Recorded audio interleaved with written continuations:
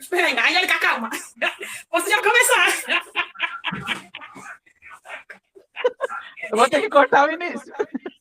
Ah, então. Tá, pera, eu vou falar que você vai. Pode ir. Boa tarde, Angola. Bom dia, Brasil. Sejam todos bem-vindos a mais uma entrevista, que vai ser a obra e autor com o nosso colega Euclides Franklin. Euclides, boa tarde. Angélica, bom dia. E a todo mundo que nos acompanha, se permitam conhecer um pouquinho do lado espiritual do Euclides, o lado do autor e o pessoal. Bem-vindos. Muito obrigado, boa tarde a todos, boa tarde a Rosa. Um prazer poder estar aqui consigo, com a Angélica, na qual admiro bastante, e pela paciência que ela teve para permitir com que essa entrevista fosse possível.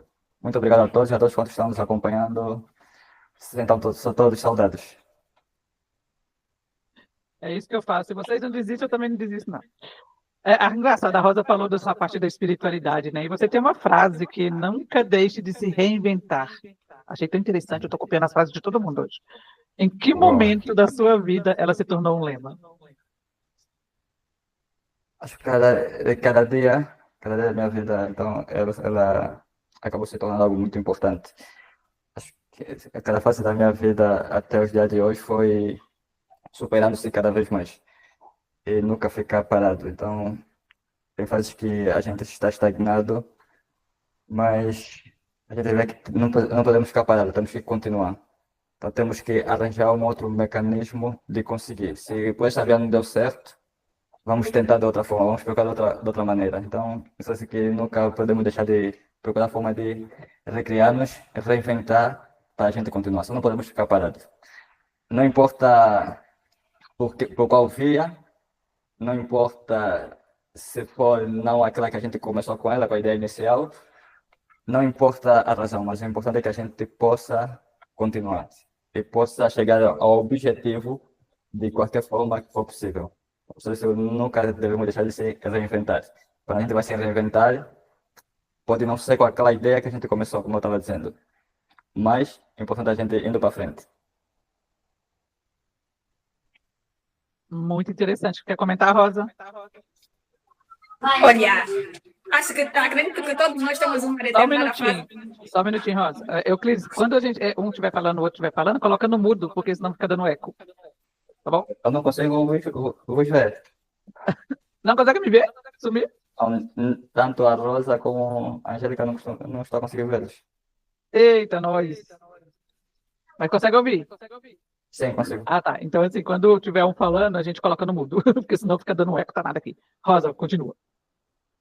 É sabido que é difícil conciliar as coisas. Então, como é que é conciliar o lado pastoral, o lado literário e o lado pai de família? Não é assim muito difícil para mim, porque o ser pastor nos obriga a estarmos constantemente a escrever, a ler. Então, as duas coisas não tem assim uma grande diferença. Uma se encaixa na outra. Ser pastor nos obriga a ler bastante, estamos sempre a dar anotações, até porque a maioria dos meus livros são inspirados de muitas das minhas pregações. Outras são de textos bíblicos, histórias bíblicas. Eu tenho livros que são histórias bíblicas, como o caso de Mirai, é história bíblica. Então, se casa totalmente. O lado familiar também é que é meio mais assim difícil, porque família, lado pastoral e os trabalhos acabam por muitas vezes ter que beliscar um pouco do outro. Acabamos por afetar sempre algo assim e não conseguimos ter equilíbrio. Mas hoje, pela graça do Senhor, eu consigo equilibrar os dois lados. O lado da família, o lado ministerial e o lado profissional também. Então, hoje eu consigo equilibrar. Não é assim muito fácil, porque cada uma das coisas exige muito tempo. O lado ministerial exige tempo. O lado profissional também exige muito tempo, cobra muito de nós. E muitas vezes, se não tivermos equilíbrio, acabamos por retirar o tempo da família para dar para qualquer uma dessas coisas. no princípio eu tinha disso, mas dou graças a Deus, porque na minha vida sempre teve pessoas adultas, pessoas idôneas que puderam me ajudar a conciliar tudo. E a leitura também tem me ajudado bastante. Cada vez vamos aprendendo mais e numa dessas leituras a gente aprende o que é conciliar as coisas, a família, o ministério e os trabalhos. Legal isso, né? Você falou que os seus livros, a Rosa comentou também, que nascem das experiências da vida e das reflexões bíblicas. Como que Certo. você decide qual história o tema vai transformar em uma obra? Isto aqui acontece, acho que não tem assim uma explicação.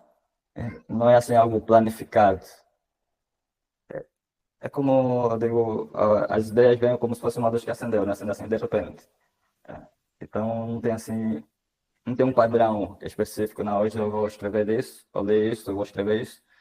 Tem algumas histórias, seja bíblicas ou não, que se calhar no início você vê que pode dar alguma coisa, mas você vai ver que não, acaba por não saindo nada. Normalmente eu não esforço o guião, eu sempre aconselho até os dois outros nunca esforçar. Se não está fluir, então não adianta insistir, para. Ok, aquela coisa aí que a história que começa naturalmente e vai fluindo. Quando eu sinto que está fluindo, então estou a ver que tem perna, tem cabeça, não, aqui pode dar alguma coisa aí, avançamos. Se não ver isso, então eu não esforço. Já ouvi várias histórias que, assim, como eu disse no princípio, você pode achar que, não, aqui pode dar uma história, pode dar alguma coisa, mas depois você vê que nada. E há casos do gênero que você vê que não é nada, vai escrevendo alguns rabiscozinhos e acaba fluindo, se tornando algo maior. Então, não tem assim um padrão específico, né? Não, hoje eu vou escrever sobre isso. Não, não tem. Até pelo contrário, tem histórias que eu começo com a ideia inicial, mas nunca desenvolvo ela, nunca concluo ela. E as outras surgem, assim, como um par de mágica e ela começa ganhando vida. É bem inspiração, né? Certo? A inspiração é mais importante. É sabido que a nível nacional, quer dizer, a nível angolano, a nível africano, dificilmente encontramos escritores que estão muito ligados às religiões. Para ti, como um escritor que escreve coisas ligadas à Bíblia, ao espiritualismo, à religião, como é a demanda? Tipo, para o pessoal que te segue, que acompanha os seus trabalhos, tu tens visto que a juventude está mais ligada a romances, crônicas, contos diferentes da religião, ou tem uma certa inclinação por livros ligados ao cristianismo, à religião? O meu caso particular é assim, diferente, porque eu tenho, se for fazer uma avaliação do meu público, eu tenho mais público não cristão. Os meus leitores são mais não cristãos. E eu tenho uma particularidade que eu escrevo não apenas para a comunidade cristã, eu escrevo para, no modo geral, para todas as pessoas, né, para toda a comunidade, cristão como não cristão. Claro, eu tenho livros e os seus temas podem ser totalmente ligados para a religião, mas acaba por abrangendo qualquer um. Não, quando eu não escrevo diretamente para a comunidade cristã, eu escrevo para todo tipo de pessoa.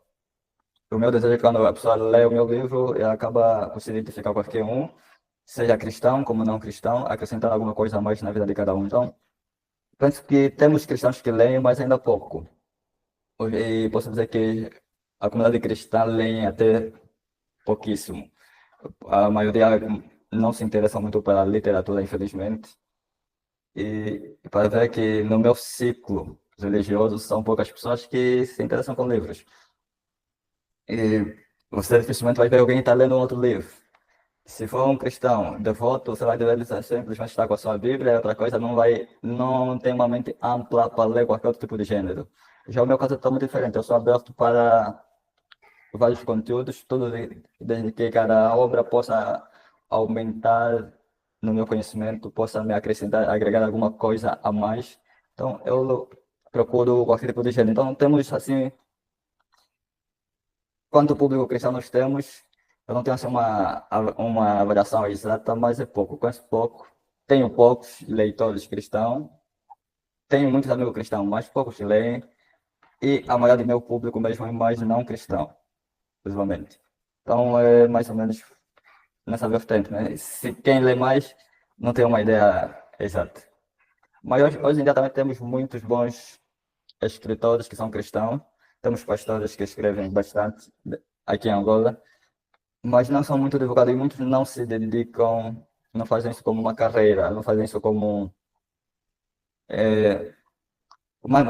algo como você diz, seriamente, né? Eles, você publicou um livro e fica por aí parado, não, você não vê a fazer as promoções, não participa, não há promoções de eventos literários. Então, os pastores que eu conheço que escrevem poucos, são poucos. E se você vai ver quem vai comprar o seu livro são os seus próprios fiéis. E já os outros de outras comunidades dificilmente vai comprar o livro do outro pastor. Então, é assim meio dividido. Como em toda a nossa literatura, né? Temos poucos leitores. E cristãos ainda muito mais. Interessante, né? Dentro desse contexto todo, né? Estou aqui pensando que dentro desse contexto todo, igual o senhor é um escritor cristão, né? E nesse contexto todo, já existiu ou existe algum livro que foi um desafio para você escrever? E esse livro dentro das suas obras, né? Que já escreveu, qual foi o que mais impactou? Você já teve esse feedback de algum livro que impactou, transformou a vida de alguém? Alguém já te deu algum retorno, algum testemunho a respeito disso? Eu publiquei para cristã, né, se for para separar, né, para cristã, Salva-me Senhor, teve grande feedback e recebi muitas mensagens a respeito das histórias.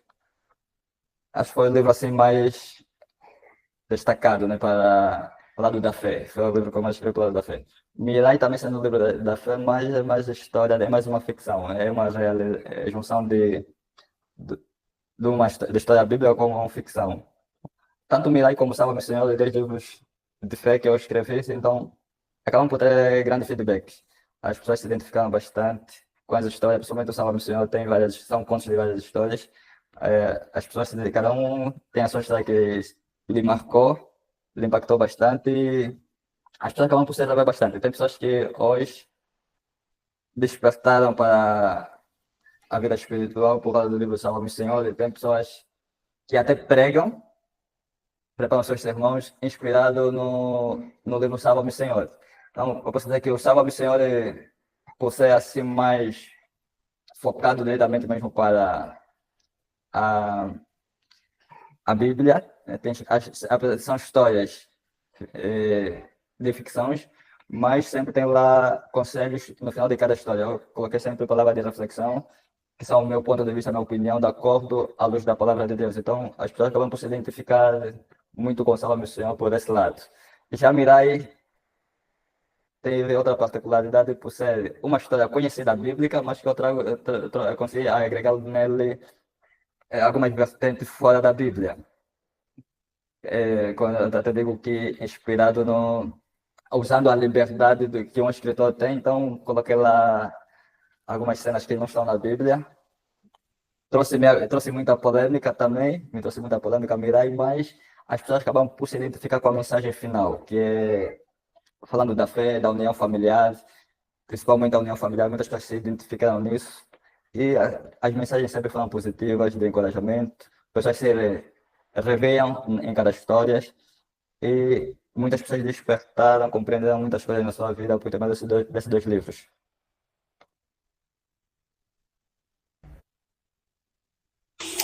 Boa, boa. Olha, todos nós, os escritores, né, profissionais, temos sempre um livro que nos marca. Além de marcar os nossos leitores, temos sempre um que realmente nós olhamos e dissemos, uau, eu aqui escrevi muito.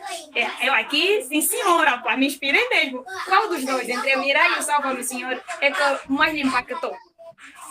Uau, essa é difícil. É como falando de um pai para escolher qual filho que ele mais gosta, né? Bem, esse aqui é meio difícil porque cada livro, livro já publicado e foi escrito em contextos diferentes. Tipo, Salva-me Senhor, eu tenho pouca experiência ainda, que eu tenho hoje. Já Mirai é uma fase que eu estava amadurecendo no lado literário. E Salva-me Senhor foi mais, assim, ainda estava recém-nascido, estava nascendo, estava conhecendo as coisas. Estava conhecendo os termos da escrita, estava conhecendo o mundo literário, estava entrando nesse mundo. Então, foram os primeiros passos. Apesar de não ser o primeiro livro a escrever, os meus primeiros livros que eu escrevi foram já 4, que eu até hoje ainda não publiquei. Mas no lado de contos, o Salva Missão foi o meu segundo. Então foi no lado que eu estava descobrindo esse lado de histórias, de contos, o lado narrativo, estava entrando nisso aí, então ainda não tinha muita experiência. Aí já Mirai já estava mais familiarizado com esse gênero literário, já havia escrevido vários outros livros, porque Mirai, eu escrevi Mirai, mas já tinha escrito outros contos. E estava para publicar um outro, estava para publicar Capango. Não, Capango não, estava para publicar Ombela na altura, mas assim no ápice parei com o processo editorial e coloquei Mirai. Mirai me marcou bastante. Mirai me marcou porque, à medida que eu ia escrevendo, até não estava escrevendo Mirai, estava escrevendo um outro livro, mas parei o outro livro que eu estava escrevendo, comecei a escrever Mirai. Na altura, estavam para começar a edição de Ombela, eu mandei parar. Eu disse, não vamos publicar Ombela, vamos publicar Mirai.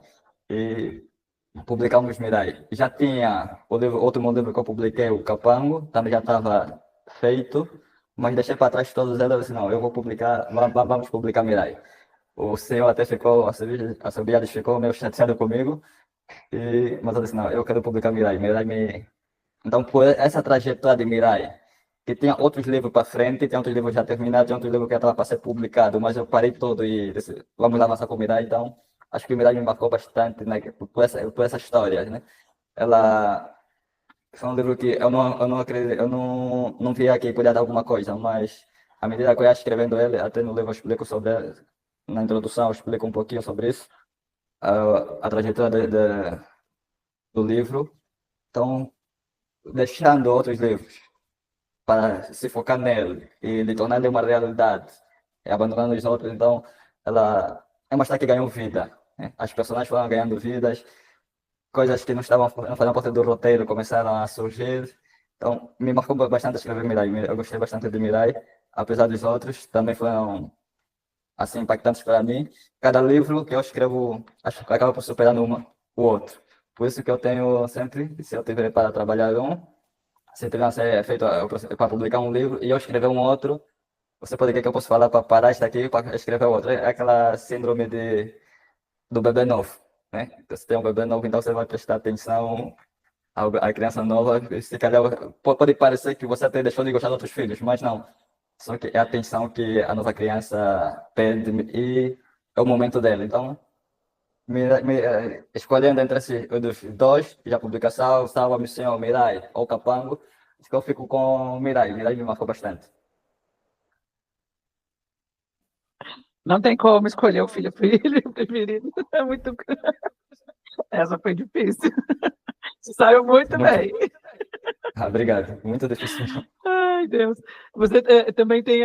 Eu vejo muito isso nos escritores de Angola, da África em geral, né, que participa da editora Esperança. E também é interessante como que não é. Não, pelo menos eu não vejo isso no Brasil, né, que é você ficar. Também na cultura, né, do seu país, e trabalhar as culturas que tem aí em Angola e na África, né?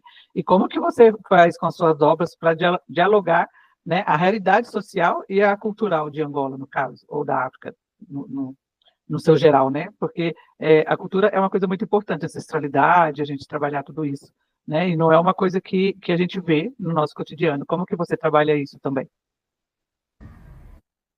Isso depende do gênero da obra. No caso de contos, histórias, ou como no caso do romance que eu publiquei, o Capango, dá mais liberdade para explorar esse lado da cultura. E eu faço isso propositadamente, eu me foco nisto.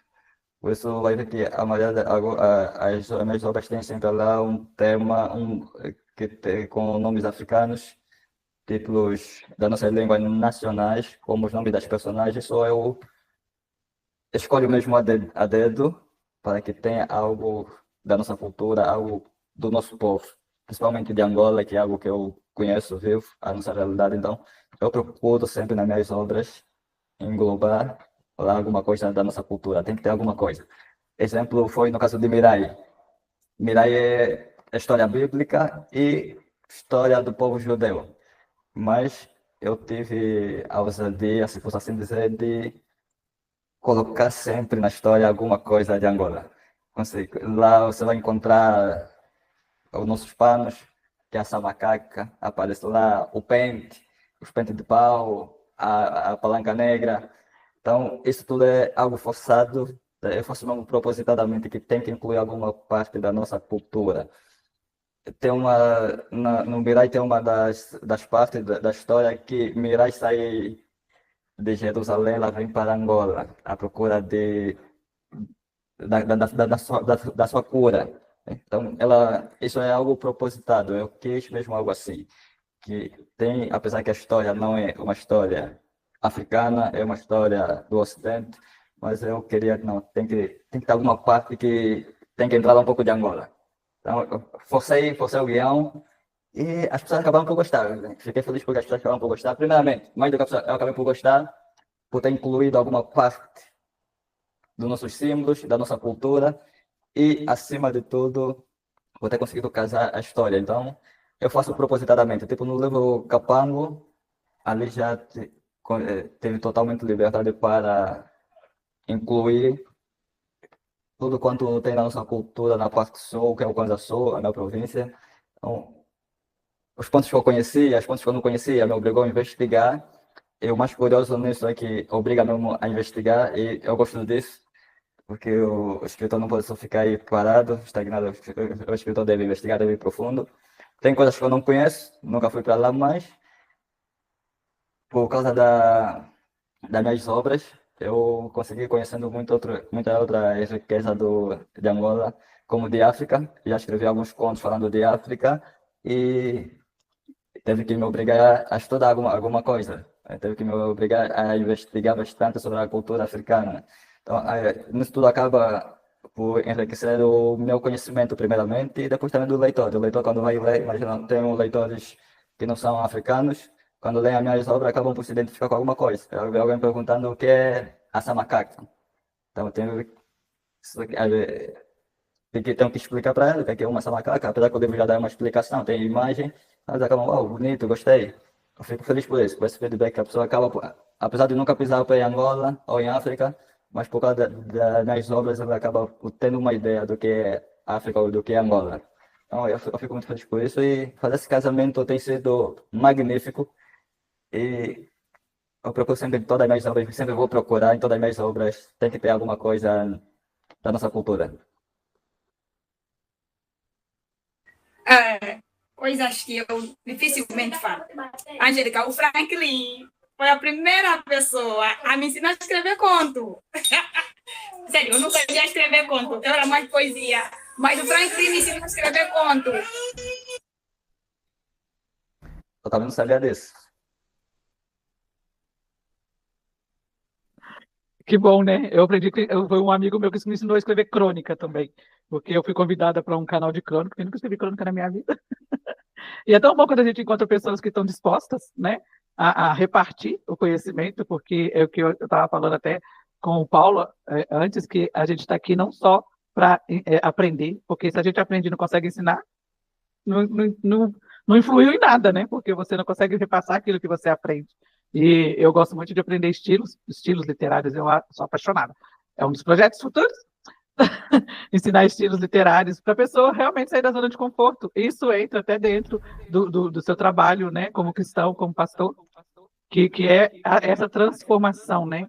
Que às vezes até a espiritualidade hoje ela é muito confundida com a autoajuda, né? Que as pessoas usam uma coisa para outra. E como que a gente diferencia isso na sua visão, um pouco da parte, né, espiritual, da parte do pastor? Como que a gente consegue diferenciar uma mensagem bíblica de um simples discurso motivacional? Você deve trabalhar muito com isso, você deve saber colocar muito isso, né, de acordo. Como que você consegue fazer? Espera para não entrar nesse lado. As pessoas dizem que eu sou muito crítico, eu bato muito nesse lado. Que estamos nesse tempo que a gente está entre a mensagem bíblica e a autoajuda, mensagem motivacional. São duas coisas totalmente diferentes. Muito diferentes. E hoje em dia vou procurar não me alongar bastante sobre este assunto e procurar Pode ficar ser bom. muito objetivo. É.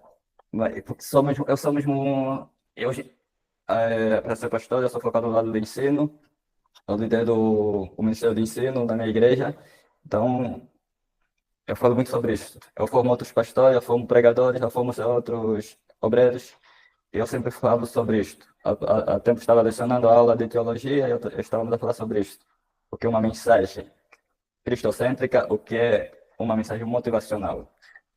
Hoje em dia nós temos mais mensagens motivacionais do que mensagem cristocêntrica. Então, e prova disso, acabamos, pô, espero não falar sobre isso, né? Acabamos por encontrar mais pessoas cristãs, né? Crentes debilitados do que na realidade verdadeiros cristãos. Nós temos mais pessoas por lado emocional do que focados ou ligados para o verdadeiro cristianismo, a verdadeira essência do evangelho. Mensagens motivacionais não é o evangelho. Eu saber o que a pessoa tem, o ponto que eu posso tocar e mexer com o emocional da pessoa, isso não me faz um pregador do evangelho. Por isso, as mensagens motivacionais, vamos, para nós conseguirmos perceber, vamos ver qual é o foco final, o resultado final, o beneficiário da mensagem final, o que é que ela vai gerar na vida da pessoa. Mas as pessoas se pegam muito na mensagem, né, nas mensagens motivacionais porque nós somos debilitados emocionalmente. Temos muitos problemas emocionais. Então, eu digo, se eu quiser chamar a atenção de cada um, fazer as pessoas chorar para alguma mensagem, é muito fácil esse tempo. Agora, fazer as pessoas, levar as pessoas ao arrependimento, as pessoas olhar para o nosso Senhor Jesus Cristo é outra coisa. Então, a maioria das mensagens que nós temos, principalmente nas redes sociais, são mais mesmo autoajuda. Concordo. Gênero, É, grau, concordo. certo? Então, tipo, eu escrevo autoajuda. Meus primeiros livros eu escrevo foram autoajuda. Eu escrevo, até parei bastante. Os contos, até eu quero me livrar deles. Porque os contos acabaram por me invadir. Eu deixei de escrever autoajuda há bastante tempo por causa dos contos. Mas eu comecei a escrever autoajuda porque, primeiro, como pregador do Evangelho, então é muito fácil para mim escrever autoajuda e consigo lidar com isto. Consigo, se for para me transmitir uma mensagem, eu vou fazer uma palestra, onde eu tenho que falar do lado emocional, onde eu tenho que trazer uma mensagem motivacional, é uma outra coisa. Isso a gente pode fazer e tem como, você trabalha para isso, tem técnica para fazer isso. Então, isso é técnica, não é inspiração de Deus. É técnica, é estudo, é conhecimento.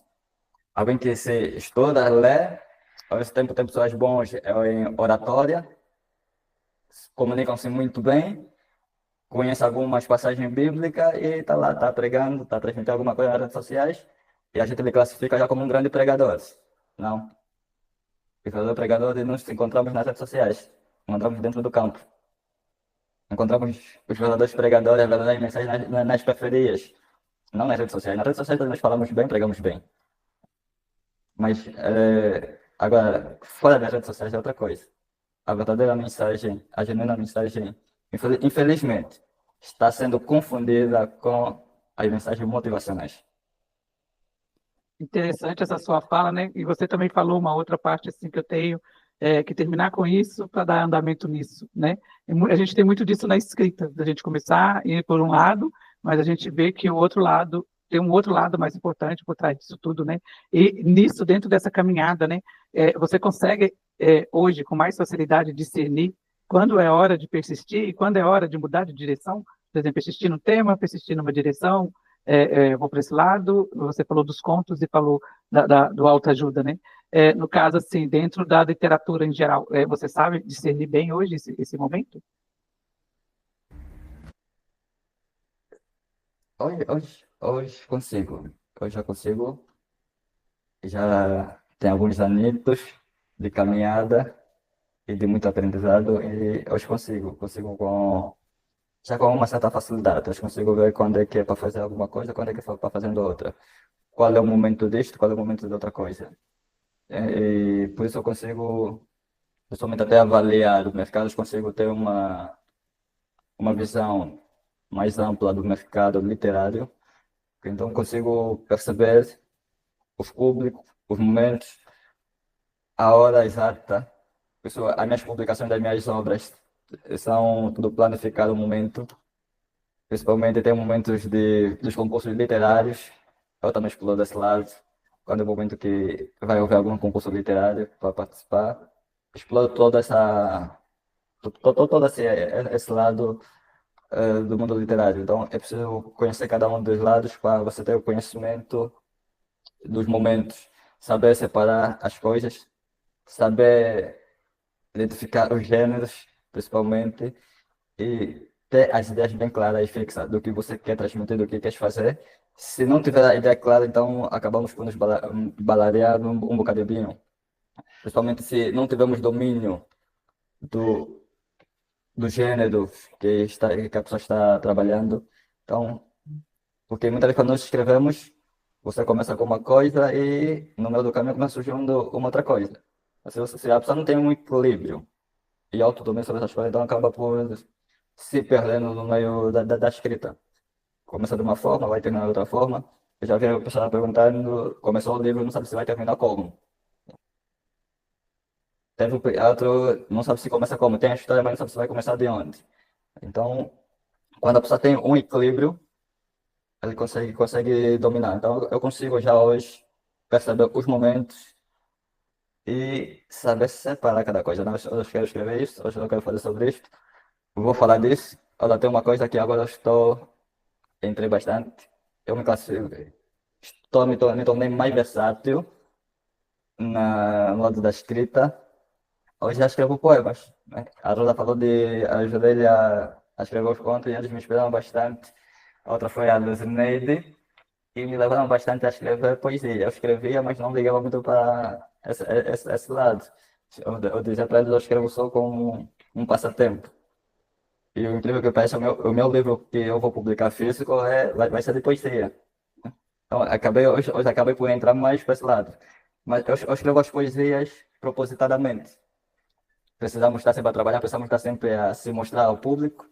Então, eu uso a poesia, eu uso as crônicas apenas para mim continuar a mostrar trabalho. Então, não tenho tempo, não. Hoje eu vou escrever alguma coisa assim. Eu quero cativar o público. Quero que eles percebam que eu continuo a trabalhar, não estou parado. Então, eu escrevo uma poesia e publico, coloco nas minhas redes sociais. Escrevo uma crônica, uma das crônicas, e publico.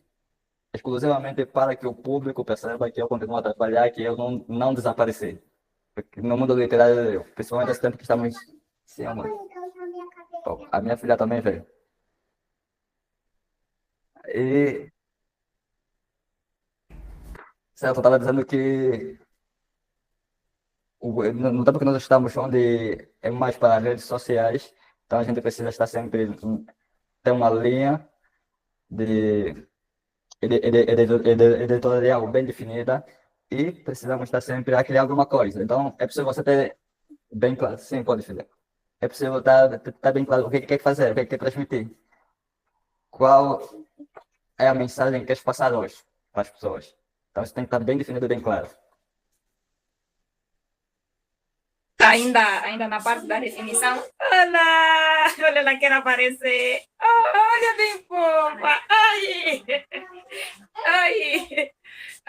Ainda na senda da literatura, qual foi o momento mais difícil, assim, para ti? Como escritor, como pastor, como pai de família, qual foi o momento mais difícil?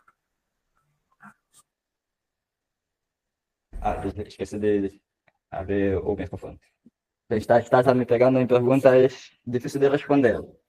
Difícil porque são coisas que eu evito muitas vezes falar.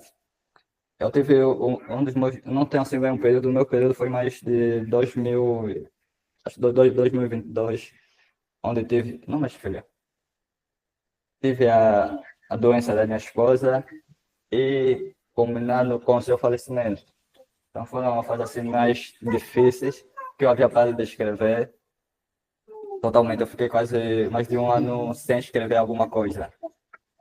sem ter mesmo uma aspiração real do que escrever. Quando eu fui com a minha esposa, a única coisa que eu consegui escrever foi uma. Filha, silêncio. Quase lá fora.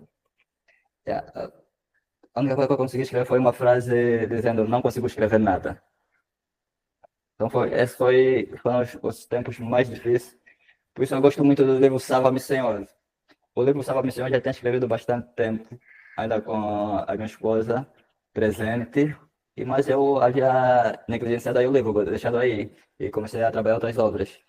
Mas, aí entra a Editora Esperança, conheci a Editora Esperança, sim, já conhecia o CEO, vi o projeto, disse, pá, vamos procurar recomeçar. Mandei-lhe a obra, Salva-me Senhor, ele trabalhou a obra e eu mandei, mas não tinha assim bastante convicção, não era, estava sem vontade para recomeçar isto aí. Já tinha público, quando eu comecei, eu publiquei o meu primeiro livro, Turbulência Estrada da Vida, totalmente amador, mas já tinha público, tinha algum feedback, tinha algumas pessoas, já tinha alguns seguidores. O hiato que eu fiquei sem, me desliguei de tudo, me desliguei das redes sociais, tudo, me desliguei do mundo literário e tudo que eu estava procurando recomeçar, como diz, né, a minha frase, nunca deixa de se reinventar, então estava procurando me reinventar novamente, começando a seguir novamente. Então o CEO começou trabalhou a obra, me mandou para revisão, cada vez que eu ia revisando a obra, quando me mandei a obra, estava aí mais de 2 anos que eu não mexia, nunca vi a obra, só lhe mandei assim, nem fiz nenhuma revisão. Mas quando ele me mandou, eu comecei a ler, a fazer a revisão da obra e eu digo sempre, Salva-me Senhor, me salvou. Daquela hora eu respondi dizendo que eu gosto mais de Mirai, mas se calhar eu podia dizer eu gosto mais de Salva-me Senhor, porque Salva-me Senhor, eu digo, ele me salvou mesmo também. Eu me identifico com Salva-me Senhor porque despertou outro lado de mim, me fez voltar, eu digo, reviver novamente, me fez voltar a acreditar novamente. Cada vez que eu li as histórias, eu me identificava com cada uma. Eu tenho uma particularidade nas minhas histórias, que me faz até muitas vezes eu dizer que não gosto muito delas, porque eu acabo, por si, me identificando com cada uma delas. As histórias que eu escrevo, principalmente o meu primeiro livro, são coisas que, de uma forma inconsciente, acabaram por acontecer comigo. E de uma forma, sei lá como, mas eu acabei por entrando dentro das próprias histórias. Então, foram momentos, aquela fase aí de 2022, 23, 24, 23 sim, 24 foram as fases assim mais difíceis Não foi. para minha vida. Papai. Sim, filho. Nem foi. Tá bom, eu desliguei na lâmpada. E procurar recomeçar. Então foram. Mas para que estamos aqui. Então foram os momentos assim que eu posso dizer mais sombrios da minha vida. Uau! Mas a frase faz todo sentido, né? A frase que você usa faz todo sentido. E no caso, assim, se você...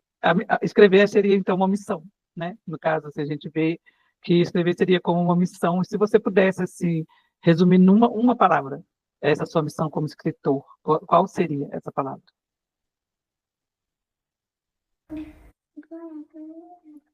A única palavra seria superação.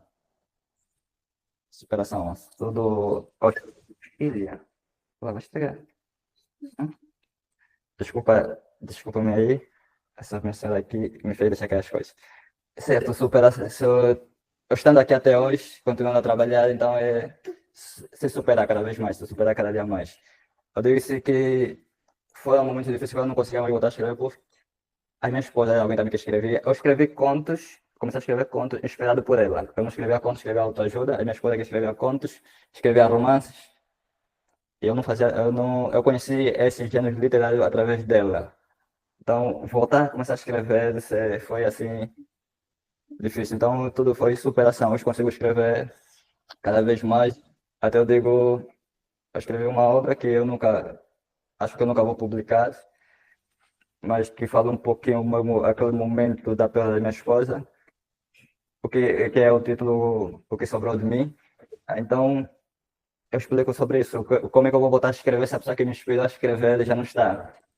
Eu estou a fazer a quem eu vou contar quando eu escrever alguma coisa nova, quem vai me elogiar quando eu acabar escrevendo algo extraordinário, como ela fazia. Então, se eu só consigo ainda escrever, escrevo romance, escrevo contos, que foi a inspiração dela, o ensinamento dela, então tudo se resume em superação.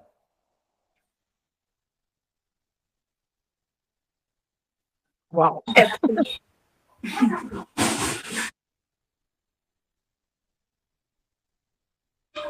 É mesmo superação, é reinventar-se. Agora eu entendo o porquê de teres criado esse slogan, reinventar-se, porque todos os personagens que nós criamos têm um pouquinho de nós, todos, sejam os que são mais sofredores, ou mais alegres, no final de tudo somos nós, a mostrar ao mundo como é que o nosso íntimo é.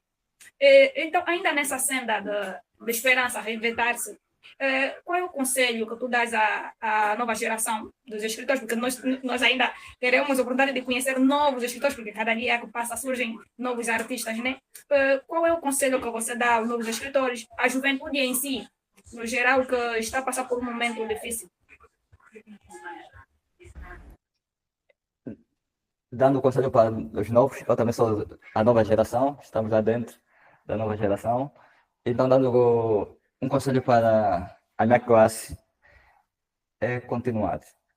Aqui, pessoalmente, vamos falar, se for particularizar para o nosso lado angolano, então é continuar, persistir, nunca desistir. Acreditar naquilo que você faz e ir à luta. Acima de tudo, aqui a literatura não é fácil. Sim. A literatura aqui não é nada fácil, é bastante complicada. Então, se nós não formos resilientes no meio dessa caminhada, vamos desistir.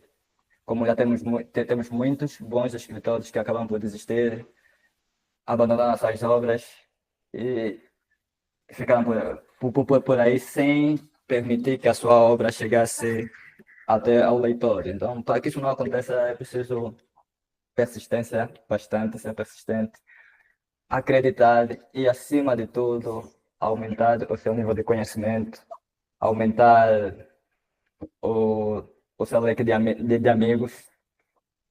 O escritor deve procurar estar mais próximo de outros escritores também para conhecer outras vertentes, conhecer outros caminhos. Nós tivemos a particularidade, a graça, de termos a Dita da Esperança, de termos o CEO Alcebiades, que nos abriu essa porta. Muitos de nós também tínhamos as nossas obras aí engavetadas, que não saíam para fora, por falta de oportunidade de publicá-las. E muitos de nossos novos escritores só estão focados no livro físico. No estudo do mercado, você vai ver que tem muitas obras sendo publicadas, mas a pessoa nem sequer tem público, nem sequer é conhecido, mas que está tão focado em meter já uma obra, a lançar uma obra já amanhã. Ainda não estudou o mercado, não tem nem tem sequer número de seguidores nas redes sociais, não explora as redes sociais ao máximo, ou ao mínimo possível, mas já quer meter uma obra física. Com certeza, o seu foco está aqui, os seus amigos vão comprar, mas olha, nos seus amigos não são leitores. Então, nada de ter pressa, eu aconselho não ter pressa para todos os outros. Fica silêncio. O papai está trabalhando. Como estava dizendo, eu aconselho sempre para os novos escritores, como eu, a nunca ter pressa, principalmente a pressa de publicar uma obra física. É aconselhável explorar ao máximo as redes sociais, trabalhar na sua imagem, na sua divulgação bastante, antes de meter uma obra já à venda. Então, se a pessoa seguir esses passos, ter prudência, ser persistente e conhecer o mercado, na verdade, então, conseguimos avançar, conseguimos vencer qualquer um dos desafios, conseguimos marcar nossa geração. Gente, eu falo assim, a gente começa a gravar, as horas voam.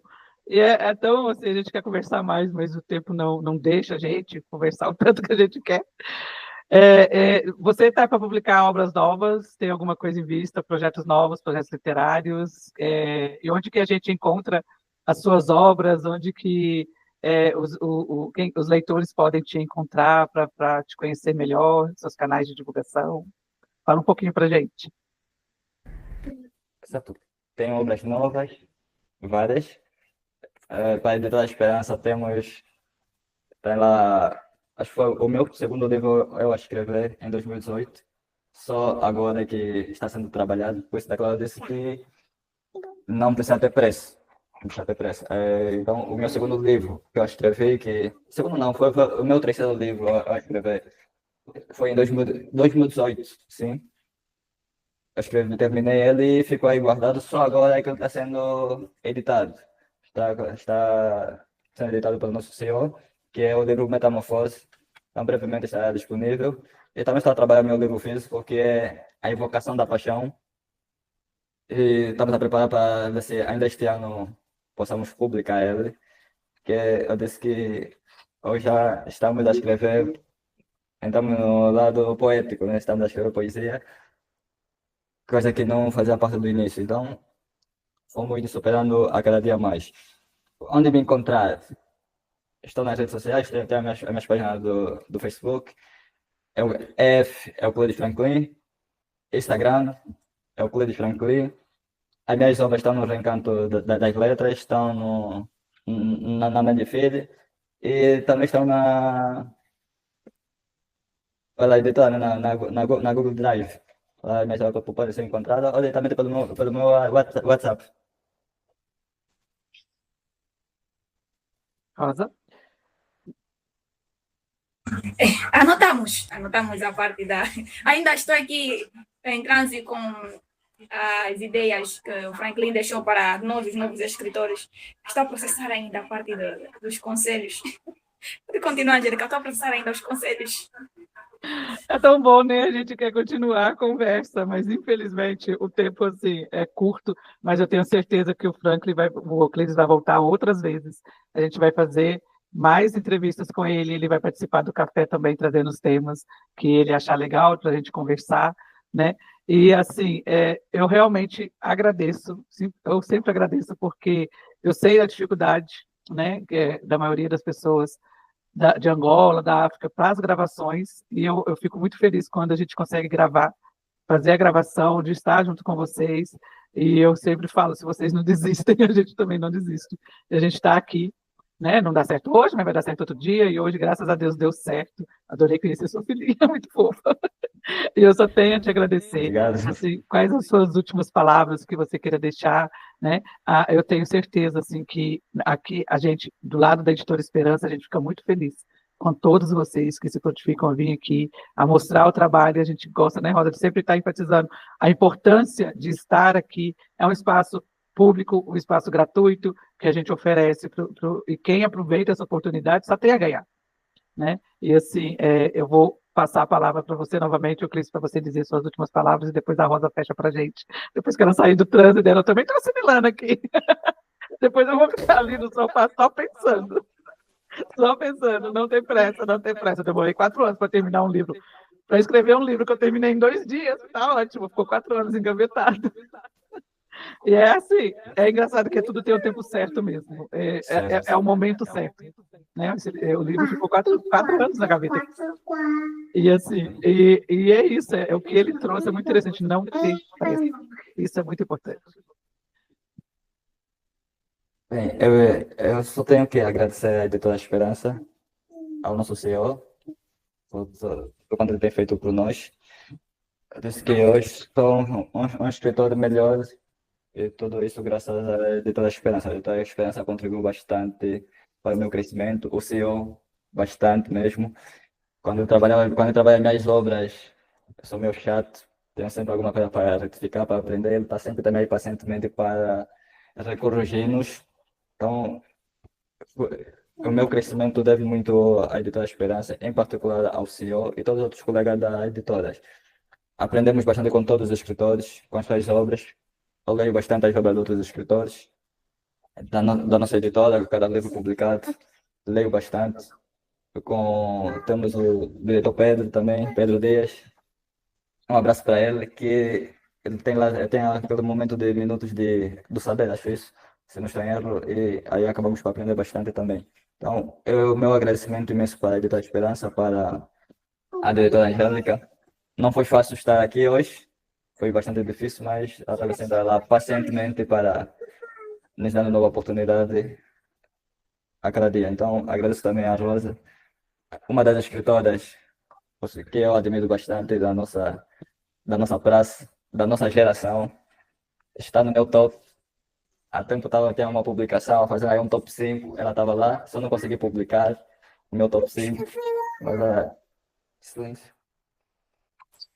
Ela estava dentro do meu top 5 dos escritores que eu conheço que são bons e que os seus escritos acabam por nos inspirar cada vez mais. Então, o meu muito obrigado para todos da editorial da Editora Esperança e para todos os colegas da editora. Muito obrigado e espero continuando com muito mais tempo convosco. Senta, bebê. E aprendendo cada vez mais com cada um de vocês. Muito obrigado. E acabou o tempo. É estranho, Angélica. Nós ficamos a programar as atividades durante, se calhar, semanas, meses.